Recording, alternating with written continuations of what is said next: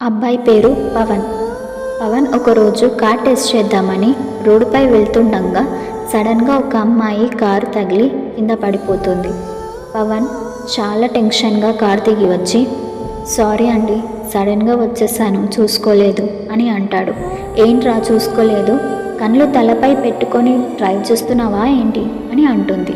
అప్పుడు పవన్, హలో, మర్యాదగా మాట్లాడండి, సారీ చెప్తున్నాను కదా అని అంటాడు. ఏంట్రా నీకు మర్యాద ఇచ్చేది అని తిట్టుకుంటూ వెళ్ళిపోతుంది ఆ అమ్మాయి. పవన్ కూడా చాలా సైలెంట్గా ఎందుకు ఇప్పుడు గొడవల్లే అని అనుకొని అక్కడి నుండి వెళ్ళిపోతాడు. డ్యూటీ అయిన వెంటనే ఇంటికి వెళ్తాడు పవన్.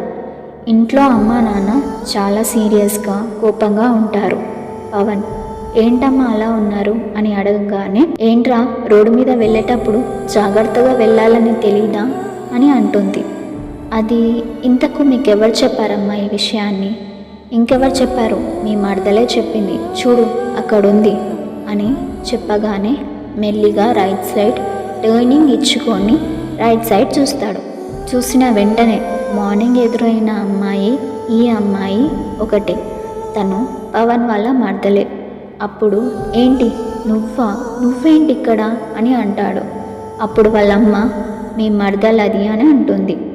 షాక్ అయి, ఒసే రాక్షసి, ఇంట్లో ఆ విషయం ఎందుకు చెప్పావే అని అంటాడు. నా ఇష్టం, నేను చెప్తాను అని అంటుంది ఆ అమ్మాయి. ఉండు, నీ పని చెప్తా అని అమ్మాయి వెంట పవన్ పరిగెడతాడు. అబ్బాయి కూడా అమ్మాయి కూడా ఇద్దరు పరిగెడతారు. అలా ఆ రోజు నవ్వులతో సంతోషంగా గడిచిపోతుంది పేరెంట్స్తో పాటు.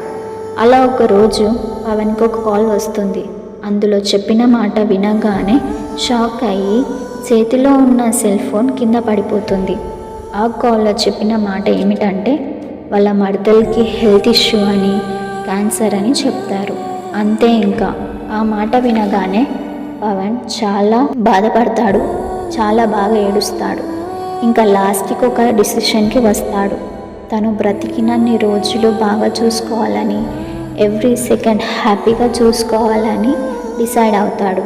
అప్పటి నుంచి తనపై ఇంకెక్కువ ప్రేమని పెంచుకుంటాడు.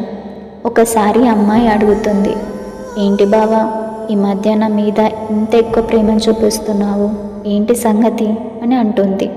ఆ అమ్మాయికి క్యాన్సర్ ఉన్న విషయం తెలీదు. ఏం లేదు లేవే, రోజు రోజుకి చాలా స్పెషల్గా కనిపిస్తున్నావు అని కాంప్లిమెంట్ ఇస్తాడు.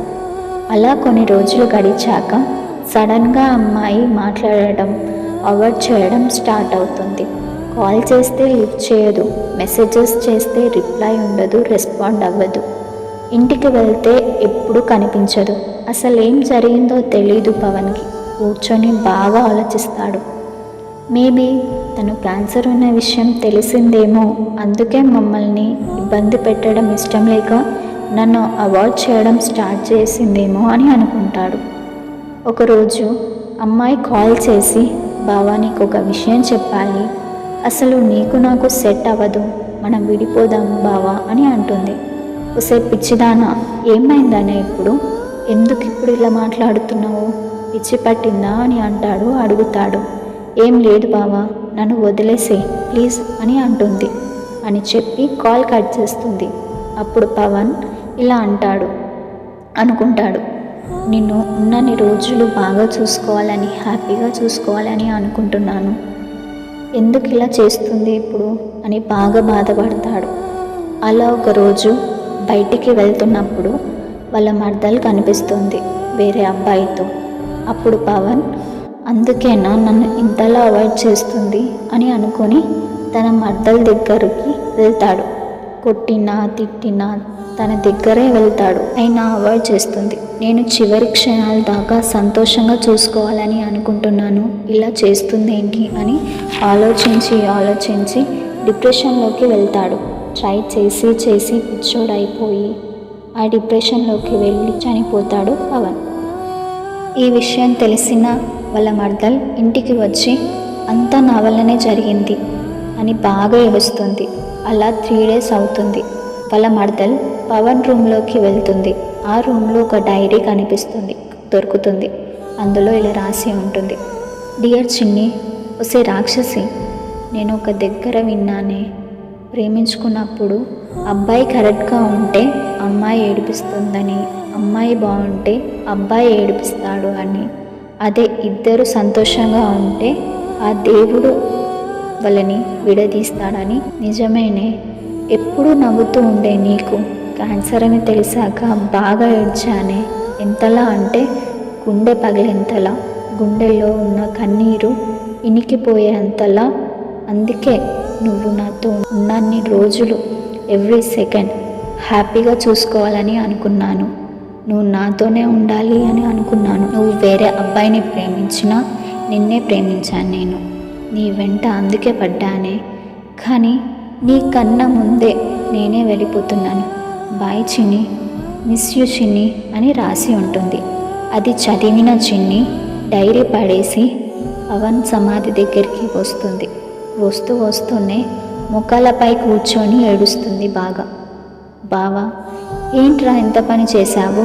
నా క్యాన్సర్ అని మొన్ననే తెలిసింది బావా. తెలిసాక నువ్వే గుర్తుకొచ్చావు. నా మీద ఎక్కువ ప్రేమని చూపిస్తుంటే రేపు నేను లేకపోతే ఎలా బ్రతుకుతావని నేను నిన్ను అవాయిడ్ చేశాను. వేరే అబ్బాయితో క్లోజ్గా ఉన్నాను. అలా అయినా నువ్వు నన్ను మర్చిపోయి హ్యాపీగా ఉంటావని. అయినా తప్పంతా నాది. నువ్వు ఉంటావనుకున్నాను. ఏమో, నేను రేపటి రోజున చనిపోతే నీ బిడ్డల మీ కడుపున పుడతానేమో అని అనుకుంటూ ఏడుస్తుంది. సమాధిపై అలానే ఏడుస్తూ చనిపోతుంది. ఆనందంగా చూసుకోవాలని పవన్ అనుకున్నాడు.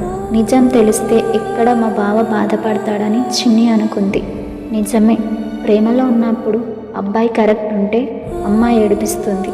అమ్మాయి కరెక్ట్గా ఉంటే అబ్బాయి ఏడిపిస్తాడు. అబ్బాయి అమ్మాయి కలిసి ఉందామనుకుంటే పేరెంట్స్ విడదీస్తారు.